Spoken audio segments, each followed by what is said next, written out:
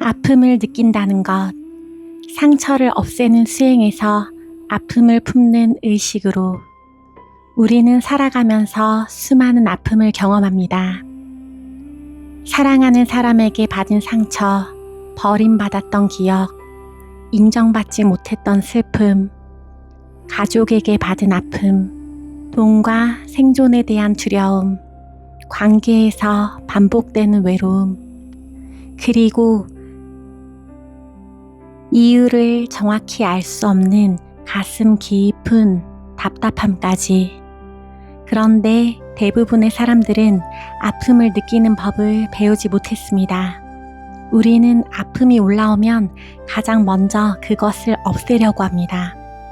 생각을 바꾸려고 하고, 긍정적으로 생각하려 하고, 잊으려고 하고, 다른 사람을 만나고, 일에 몰두하고, 여행을 가고, 운동을 하고, 때로는 명상조차도 아픔을 느끼지 않기 위한 도구로 사용합니다. 하지만 수행이 깊어지면서 우리는 아주 중요한 사실을 발견하게 됩니다. 아픔은 느껴지기 위해 올라오는 것이지 없애기 위해 올라오는 것이 아니라는 것입니다. 물론 모든 고통을 무작정 견뎌야 한다는 뜻은 아닙니다. 현실에서 벗어나야 하는 상황이라면 벗어나야 하고, 도움이 필요하다면 도움을 받아야 합니다. 그러나 이미 내 안에 일어나고 있는 감정과 감각에 대해서는 계속 도망치기만 해서는 자유로워질 수 없습니다. 아픔은 우리가 외면한다고 사라지지 않습니다. 오히려 보이지 않는 곳으로 내려가 몸에 긴장이 되고, 방어 기제가 되고, 관계의 반복이 되고, 두려움이 되고, 어떤 순간에는 이유를 알 수 없는 분노와 불안이 되어 다시 나타납니다. 그래서 수행에서 중요한 것은 아픔을 없애는 것이 아니라 아픔과 함께 있을 수 있는 의식의 힘을 키우는 것입니다. 첫 번째 단계, 아픔을 피하는 단계. 처음에는 아픔을 느끼는 것 자체가 너무 어렵습니다. 그래서 마음은 즉시 움직입니다. 생각하지 말자, 괜찮아, 잊어버리자, 좋게 생각해야 해, 내가 수행자인데 이런 감정에 흔들리면 안 돼. 그러나 이것은 반드시 자유는 아닙니다. 때로는 이것이 아픔을 느끼지 않기 위한 또 다른 방어가 될 수 있습니다. 우리는 힘든 감정이 올라올 때 그 감정을 견딜 수 없어서 곧바로 생각으로 달아납니다. 누가 잘못했는지 분석하고 왜 이런 일이 생겼는지 설명하고 상대방을 판단하고 자기 자신을 비난합니다. 하지만 그 모든 생각 아래에는 하나의 아주 단순한 감정이 있을 수 있습니다. 나는 너무 아프다. 수행의 시작은 그 사실을 인정하는 것입니다. 두 번째 단계, 내가 아프구나 라고 인정하는 단계. 이 단계는 아주 중요합니다. 우리는 오랫동안 강해야 한다고 배워왔습니다. 울지 말아야 한다. 참아야 한다. 괜찮아야 한다. 남에게 피해를 주지 말아야 한다. 그러다 보니 아픈데도 아프다고 말하지 못합니다. 그런데 수행은 강한 척하는 것이 아닙니다. 오히려 자기 자신에게 정직해지는 것입니다. 나는 지금 슬프구나. 나는 지금 외롭구나. 나는 버림받을까봐 무섭구나. 나는 사랑받고 싶었구나. 나는 그때 정말 아팠구나. 이렇게 인정하는 순간 내면의 전쟁이 조금씩 멈추기 시작합니다. 아픔보다 더 큰 고통은 아프면 안 된다는 저항에서 생기는 경우가 많습니다. 아픔이 있는데 이러면 안 돼 라고 하면 아픔 위에 또 하나의 고통이 만들어집니다. 그러나 그래, 지금 아프구나 라고 인정하는 순간 우리는 아픔과 싸우는 것을 잠시 멈춥니다. 세 번째 단계, 이야기에서 몸으로 내려오는 단계. 아픔이 올라오면 마음은 이야기를 만듭니다. 왜 나한테 이런 일이 생겼을까? 그 사람이 나에게 어떻게 그럴 수 있을까? 나는 사랑받을 가치가 없는 것 아닐까? 앞으로도 계속 이렇게 살게 되는 것은 아닐까? 생각은 계속 과거와 미래를 오갑니다. 그러나 수행에서는 조금씩 이야기에서 내려옵니다. 그리고 몸으로 돌아옵니다. 지금 가슴에서는 무엇이 느껴지는가? 목은 어떠한가? 배는 어떠한가? 숨은 어떠한가? 몸이 굳어 있는가? 눈물이 올라오는가? 가슴이 뜨거운가? 답답한가? 찌르는 느낌인가? 눌리는 느낌인가? 이때 중요한 것은 감각을 해석하지 않는 것입니다. 이것은 전생의 까르마다. 이것은 에너지가 막힌 것이다. 이것은 어떤 차크라 문제다. 라고 너무 빨리 의미를 붙이지 않습니다. 먼저 있는 그대로 느껴봅니다. 생각 이전의 감각으로 내려오는 것입니다. 상처는 머릿속의 이야기로만 저장되는 것이 아니라 몸의 반응 속에도 남아있기 때문입니다. 네 번째 단계, 아픔을 바꾸려 하지 않고 함께 있는 단계. 이제 수행자는 아픔을 느끼기 시작합니다. 그런데 여기서 또 하나의 감정이 있습니다. 아픔을 느끼면서도 속으로는 빨리 없어졌으면 좋겠다. 언제 치유되지? 이제 충분히 느꼈는데 왜 또 올라오지? 라고 생각할 수 있습니다. 그러나 이건 역시 아픔과의 싸움입니다. 더 깊은 수행에서는 아픔에게 조건을 걸지 않습니다. 네가 없어져야 내가 괜찮아질 거야 라고 하지 않습니다. 오히려 이렇게 말합니다. 그래, 지금 여기 있어도 괜찮다. 아픔을 없애려고 하지 않습니다. 감정을 밀어내지 않습니다. 바다는 파도가 일어날 때 파도를 없애려 하지 않습니다.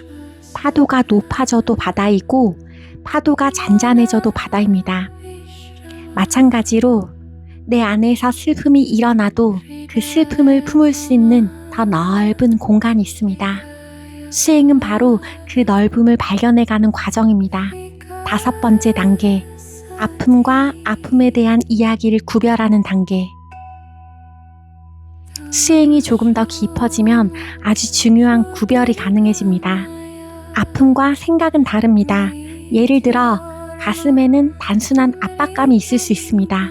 그런데 마음은 그 압박감 위에 나는 혼자야. 아무도 나를 사랑하지 않아. 앞으로도 계속 이럴 거야. 라는 이야기를 만들어냅니다. 실제 감각은 현재에 있습니다. 그러나 마음의 이야기는 과거와 미래를 만들어냅니다. 여기에서 수행자는 보기 시작합니다. 아, 가슴의 아픔은 하나인데 마음이 그 위에 수많은 이야기를 붙이고 있었구나. 이것을 보기 시작하면 아픔과 동일시하는 힘이 조금씩 약해집니다. 여섯 번째 단계, 아픔을 알아차리는 의식을 발견하는 단계. 그리고 어느 순간 수행의 방향이 바뀝니다. 우리는 더 이상 아픔만 바라보지 않습니다. 질문합니다.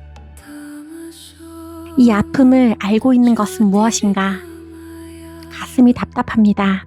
그런데 나는 그 답답함을 알고 있습니다. 슬픔이 일어납니다. 그런데 나는 그 슬픔이 일어나는 것을 알고 있습니다. 생각이 움직입니다. 그런데 나는 생각이 움직이고 있다는 것도 알고 있습니다. 그렇다면 아픔과 아픔을 알고 있는 의식은 같은 것일까요? 베단타에서는 이것을 깊이 탐구합니다. 몸은 변합니다. 감정도 변합니다. 생각도 변합니다. 어제의 마음과 오늘의 마음도 다릅니다. 그런데 그 모든 변화를 알고 있는 무엇이 있습니다. 베단타에선 이것을 사크시, 증인의식이라고 표현합니다. 수행이 깊어진다는 것은 아픔을 없애는 능력이 커지는 것이 아니라 아픔이 있어도 그 아픔을 알아차리고 있는 의식으로 돌아오는 힘이 깊어지는 것입니다. 일곱 번째 단계, 관찰이 사랑이 되는 관계. 그런데 여기에서도 아주 중요한 것이 있습니다. 관찰자가 된다는 말을 차갑게 떨어져서 구경하는 것으로 이해하면 안 됩니다. 나는 관찰자니까 감정과 상관없어. 나는 의식이니까 몸은 중요하지 않아. 이것은 또 다른 분리가 될 수 있습니다. 진정한 알아차림은 차갑지 않습니다. 관찰은 머리로 하는 것이 아니라 사랑으로 하는 것입니다. 가슴이 아플 때 또 이 감정이네 라고 밀어내는 것이 아니라 많이 아팠구나 라고 바라봅니다. 두려움이 올라오면 왜 아직도 이러니? 라고 하지 않고 그래 무서웠구나 라고 함께 있습니다. 마치 오랫동안 혼자 울고 있던 아이에게 처음으로 누군가가 다가가 아무 말 없이 함께 앉아주는 것처럼 말입니다. 이때 아픔은 없애야 할 적이 아니라 품어야 할 생명의 일부가 됩니다. 8번째 단계, 내 아픔이라는 소유가 옅어지는 단계. 처음에는 말합니다. 내가 아파. 그러나 수행이 깊어지면 표현이 조금 바뀝니다. 아픔이 올라오고 있구나. 처음에는 내가 화가 났어 라고 했지만 조금 지나면 분노가 일어나고 있구나 라고 봅니다. 이 차이는 작아 보이지만 매우 큽니다. 감정을 부정하는 것이 아니라 감정과 나를 완전히 동일시하지 않는 것입니다. 아픔은 일어나고 머물고 변하고 사라집니다. 눈물도 일어나고 사라집니다. 생각도 일어나고 사라집니다. 그런데 그 모든 변화를 알고 있는 의식은 그 변화 하나에 갇히지 않습니다. 이때 조금씩 내 아픔에서 의식 안에서 일어나는 하나의 경험으로 관점이 넓어집니다. 9번째 단계, 아픔보다 더 넓은 나를 발견하는 단계. 여기서 베단타의 가르침은 아주 깊어집니다. 나는 몸이 아니다. 나는 생각이 아니다. 나는 감정이 아니다. 이 말은 몸이나 감정을 무시하라는 뜻이 아닙니다. 몸도 느끼고 감정도 충분히 느끼면서 그 모든 것을 알고 있는 나의 본성이 그것들보다 훨씬 넓다는 것을 발견하라는 뜻입니다. 슬픔이 일어납니다. 그러나 나는 슬픔만은 아닙니다. 두려움이 일어납니다. 그러나 나는 두려움만은 아닙니다. 몸이 아픕니다. 그러나 나는 그 통증만으로 정의되지 않습니다. 모든 경험은 의식 안에서 나타났다 사라집니다. 그러므로 수행자는 아픔을 제거하면서 자유로워지는 것이 아니라 아픔조차 일어날 수 있는 더 넓은 의식으로 자신을 발견하면서 자유로워집니다.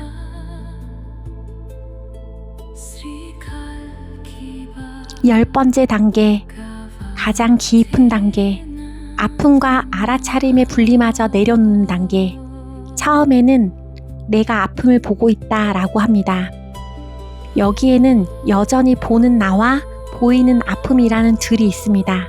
그러나 자기 탐구가 깊어지면 한 번 더 묻게 됩니다.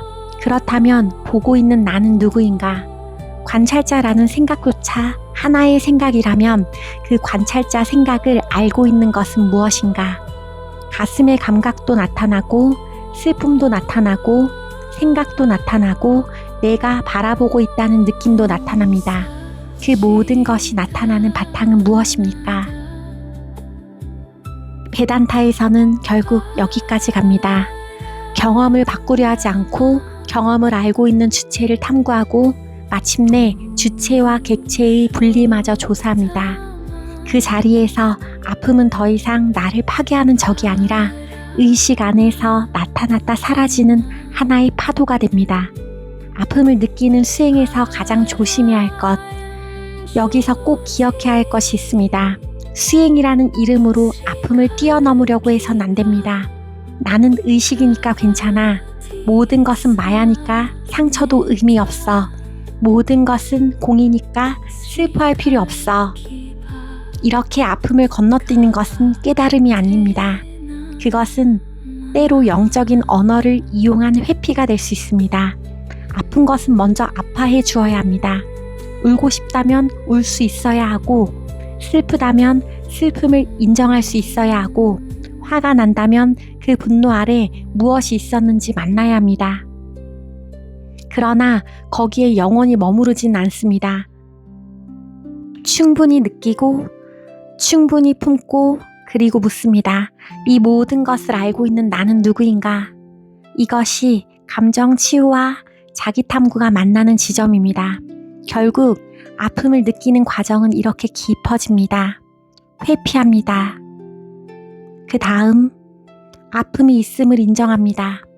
그 다음 생각의 이야기에서 몸의 감각으로 내려옵니다. 그 다음 감각을 바꾸지 않고 허용합니다. 그 다음 아픔과 아픔에 대한 이야기를 구별합니다. 그 다음 아픔을 알아차리는 의식을 발견합니다. 그 다음 차가운 관찰이 아니라 사랑으로 품습니다. 그 다음 내 아픔이라는 동일시가 옅어집니다. 그 다음 아픔보다 더 넓은 의식을 발견합니다. 마침내 바라보는 나와 바라보이는 아픔의 분리까지 탐구합니다.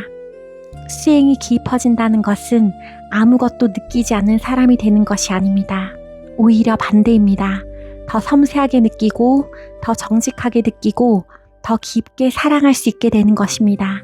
그러면서도 감정에 완전히 삼켜지진 않습니다. 슬픔은 옵니다. 그러나 슬픔이 나의 전부가 아닙니다. 아픔은 옵니다.